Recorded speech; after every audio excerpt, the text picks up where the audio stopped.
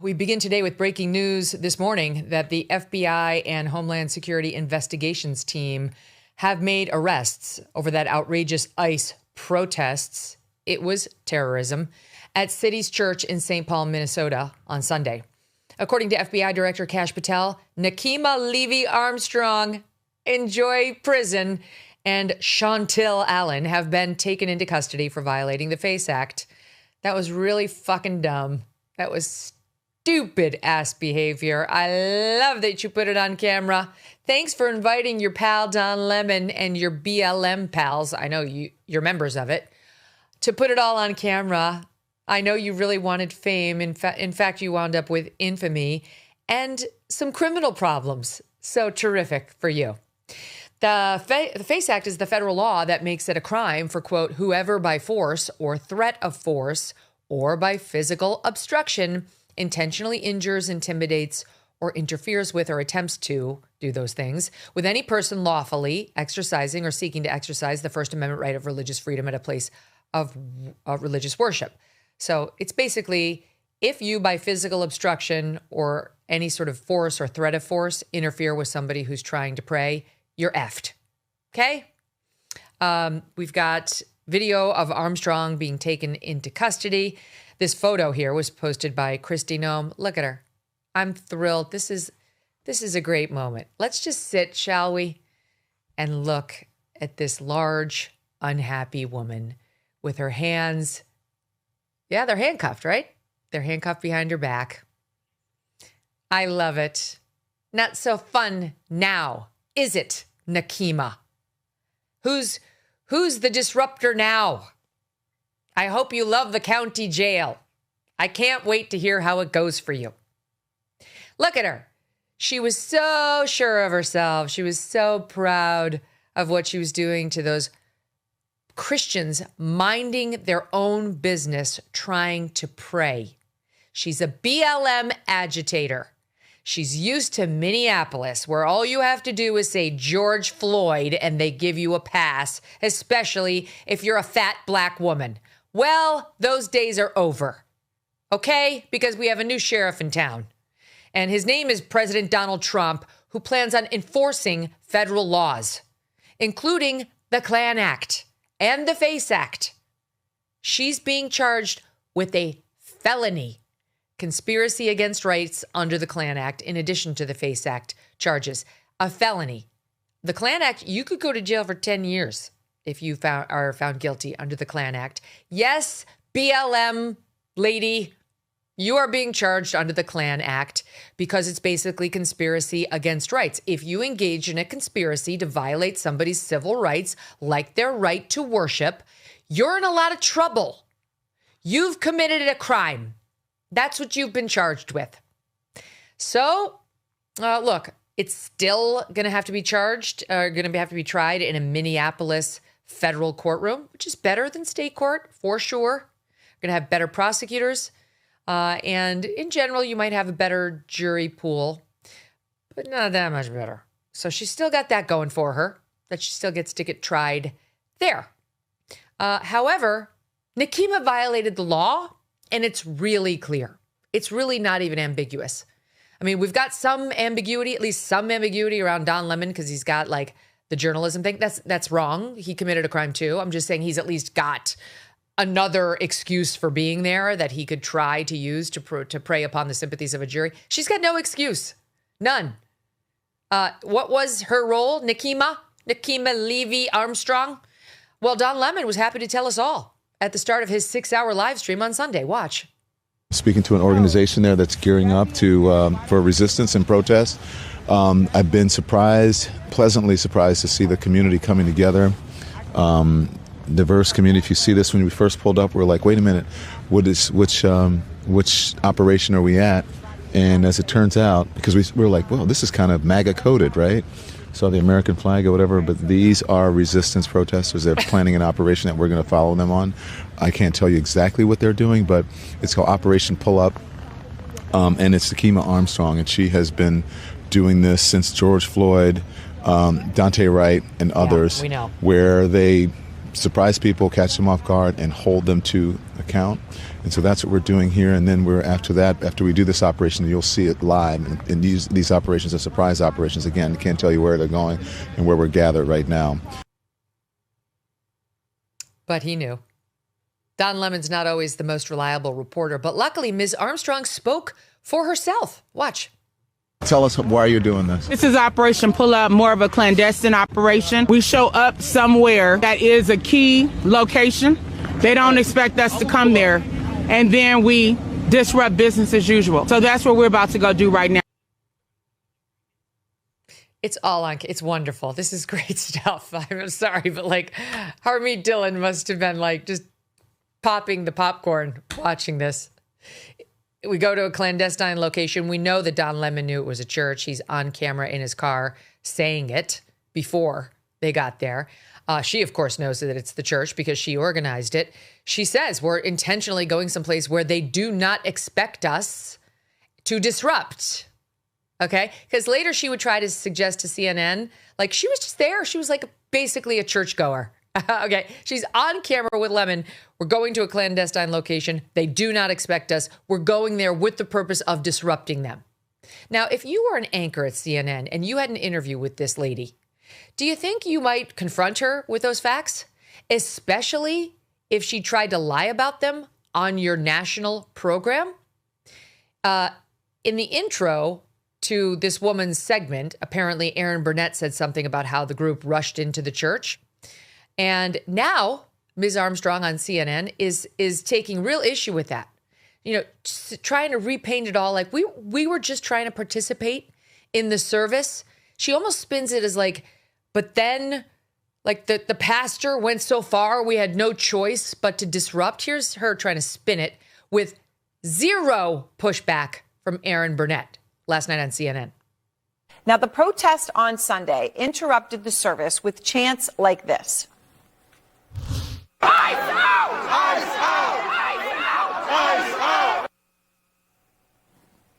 Protesters have defended the protest, saying that the pastor at the church is a local official serving with ICE. Now, DHS has not confirmed or denied that. Trump's DOJ, though, has called this a crime and said that it was desecrating a house of worship. And I do want to correct something that was said in the beginning. We did not rush into that church. We actually went and sat down and participated in the service. And after the pastor prayed, that is when I stood up and asked him a question in response to his prayer. And then he responded to me. And then I proceeded to ask him about Pastor David Easterwood and how is it possible for him to serve as both the pastor and the director of ICE for Minnesota. And instead of responding to me, as soon as I said the name David Easterwood, the pastor says, shame, shame. And that is when I led us in chants, justice for Renee Good and hands up, don't shoot. So I want to clarify that. We didn't rush in. We didn't bust in. We were a part of the service until I got up and posed that question to the pastor. All right. And obviously, I'm not going to dispute your saying what happened. I'm merely describing how CNN is describing it. I obviously wasn't in the room. But you are a chicken shit because you have tons of video showing what actually happened.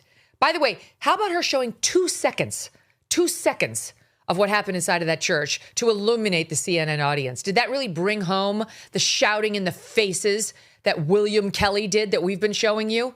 God forbid Aaron Burnett show you what actually happened. 2 seconds of what's in there. And then she lets her guest lie about what happened and then says, oh, well, I wasn't there, so obviously I'm not going to challenge you. Now, let me tell you, like, all that is infuriating because it's a failure of journalism, and I'm going to show you what actually happened at the start of the protest in 1 second. But I just want to tell you right now, before we do any of this stuff, it's all irrelevant. All of that is totally irrelevant. Nakima, you're an idiot.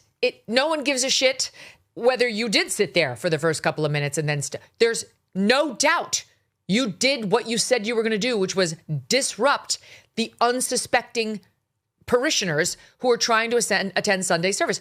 No one cares. The law doesn't care if you sat there for a few minutes before you launched your disruption. Okay?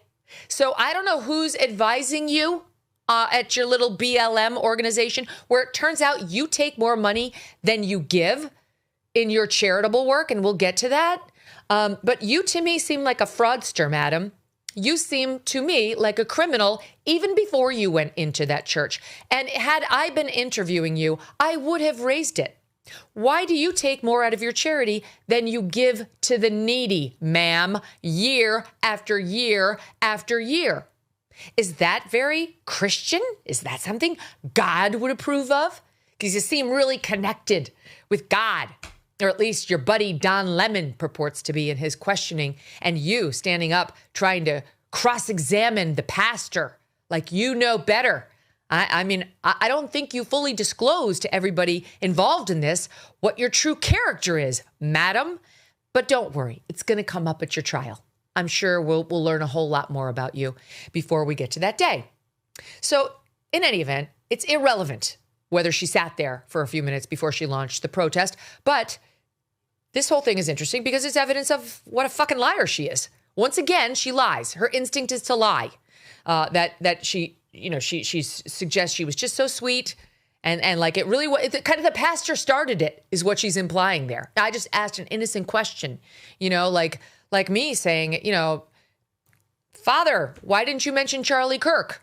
Which I would never yell out in the middle of a mass, but okay. She's kind of trying to spin it like she just kind of mildly asked something. Then he said something so outrageous that things spontaneously broke out, even though she's on camera with Lemon saying they're not going to expect us, and then we're going to get them. We're going to disrupt them. Like, idiot. It's straight out of the stupid criminal files, right? Like that we used to put on cable and people used to do in like comic strips. Anyway, here is the start of the protest for you to judge for yourselves. You will hear Ms. Levy Armstrong talking at the pastor, and that's the right way to put it. And then the chants and the demands begin. Expect the Lord to stay in your house, to pray for you all to get your house in order. That is correct.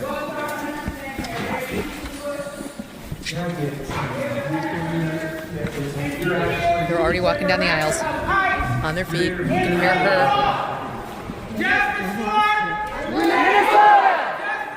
Renee Gunn! Renee Gunn! Oh, there's our friend, Mr. Kelly. Renee Gunn! Shame on you. Where are you? Where are you? Where are you? Where are your people? This is the house of Why This are you is not where at he said Wimble shame every day fighting after for the they had taken humanity, over the standing for service. our people? Where are you? You drink your coffee, you got your jewelry, you have your nice clothes, but what do you do? What do you do to stand for people your huddling in the Somali and background. Latino communities? I'm not going to comment. You have no comment, exactly. He's in the face of this young parishioner saying, I'm not going to comment. I don't have to fucking talk to you, you cretin. But behind him, we just noticed this as we were getting the video ready for today. You see three young people holding each other in a circle, like scared. Which is exactly what Nakima wanted. Enjoy your strip search. Who's scared now? You can hear the pastor say, you better get out to one of the protesters. In that very soundbite we just played, he says, you better get out. Let me just make it perfectly clear. This was trespass from the moment they stepped into that church planning to disrupt. Who's invited onto this private property? Parishioners wanting to pray. That's not what they were doing.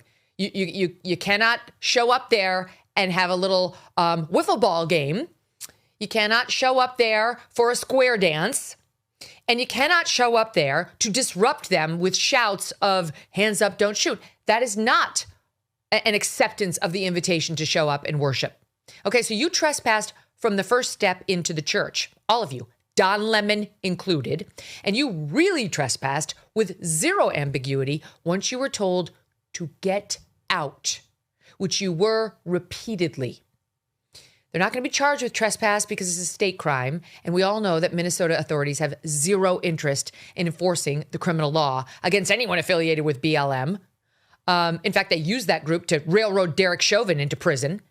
And certainly not against this group because they're on the side of the anti-ICE protesters. Okay, but that's just one of the many crimes that they committed. And they did commit conspiracy against rights, the people's rights, who are cowering in fear, holding on to one another, children crying in the pews. You absolutely did. You accused felon, Nakima.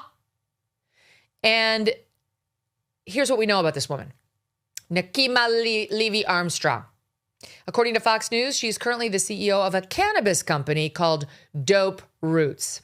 And from 2019 to 2024, she led an anti-poverty nonprofit. You know, those are big in Minneapolis. Perhaps you've heard, called the Wayfinder Foundation. During that time, Ms. Armstrong received over $1 million in compensation. The organization doled out approximately $700,000 in grants. Got it? Let me tell you something. This is so common. You got to really look into any organization that you donate to. This is why I never just dole out money when like somebody asks me on the street or like somebody's like, oh, whatever, let me get something started. I will only give to organizations that I've actually looked into, because here's what happens. Somebody says, I need to support myself. I'm going to create a charity and I'm going to give to whatever cause, pick the cause. But my salary is going to be $500,000 a year. So let's say they earn, $750,000 they get in donation $750,000 that first year. So $250,000 goes to a worthy cause potentially, and $500,000 goes to line their pockets because they want to be kept in a certain manner of living. And that certainly appears to have been the case with Ms. Armstrong, who again, over the past few years took in $1 million in salary. I think it's over 6 years. And donated $700,000. So she made $1 million. She donated $700,000, and that calculation is off, my friends. It's way off. For salary to take up 65% of the money you take in, we look to make sure it's like less than 15%. And this person said it was 65%. I'm just doing my math in the back of the envelope. This is disgusting. Okay, she's a con woman. That's clearly what she is. And she certainly had no worries about living in poverty, thanks to her grift. As for the second woman under arrest, you'd be excused if you saw them in a side-by-side of thinking they were identical twin sisters. It's another enormous black woman, and this one has a receding hairline. I'm just giving it to you straight, listening audience, of what we're looking at. She's got glasses too. Chantil Allen.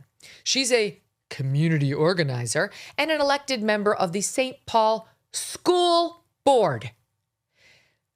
Are any sane people still living in Minneapolis, St. Paul? Doesn't St. Paul pride itself on being the more sane one of the Twin Cities? How do you have this woman on your school board? Explain that to me.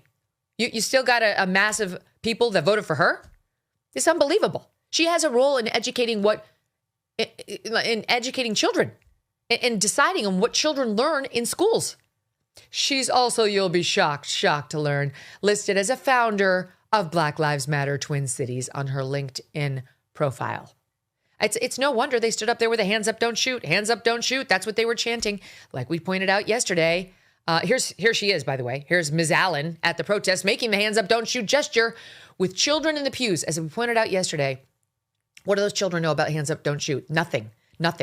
What they see is people saying hands up, don't shoot. They're talking about shooting in a church and your hands up. You could excuse any child for not understanding that reference and misunderstanding it as a threat, a direct threat, mentioning shooting and get your hands up. These absolute disgusting, vile narcissists in there without a care for anybody but their own egos. They don't care about the people being arrested by ICE. Come on. Does anyone actually believe that? They want to make themselves stars. It's people like Patrice Cullors, who one of the founders of BLM, who wants to line her own pockets with home after home after home. She wants to get rich off of usually white women's ridiculous, misplaced empathy and privilege, guilt over their privilege, while she rides it to the bank. And Miss Allen here clearly is one of them. You can also see her in the background as her buddy Nakima Armstrong speaks because she wants to be on camera. They all want to be a star. Well, now you are on camera, and you're going to be on another camera soon. It's called a mugshot. I look forward to celebrating it. But here's Armstrong talking to Lemon with the third lady in the back. And that's why we're here, demanding justice for Renee Good and letting them know that this will not stand. They cannot pretend to be a house of God while harboring someone who is directing ICE agents to wreak havoc upon our community and who killed Renee Good. No, he's one of us. Okay. They're all such idiots. They cannot pretend to be a house of God. I mean, she makes it very explicit that she is there attacking them based on their religious observance. Like, this woman is effed. They're all going down. They are. They're all going down. This is so satisfying. God bless Pam Bondi. God bless Harmeet Dillon. God bless Kash Patel. You guys, you go. Keep going. This is what we need to see. Accountability for the lawlessness that we have seen time and time again on the progressive left. They are out of control. They are ruining this country. And as I said on Monday, they crossed a red line going into that church. And now they will be forced to pay. Can't wait for the mugshot for those ladies who love seeing their mugs on camera. And by the way, Don Lemons won't be far behind. A new year means new financial goals, like making sure your savings are secure and diversified. Will this be the year you decide to talk to somebody from Birch Gold Group? You know, you've been thinking about it. They use an educated approach with a deep understanding of macroeconomics. There are forces pushing the dollar lower right now and gold higher, which is why they believe every American should own physical gold. So until January 30th, if you are a first-time gold buyer, Birch Gold is offering a rebate of up to $10,000 on qualifying purchases. To claim eligibility and start the process, just text MK to the number 989898. Birch Gold can help you roll an existing IRA or 401k into an IRA in gold, and you are still eligible for a rebate of up to $10,000. Consider making right now your first time to buy gold and take advantage of a rebate of up to $10,000 when you buy by January 30th. Text MK to the number 989898 and claim your eligibility today. Again, text MK to 989898 now.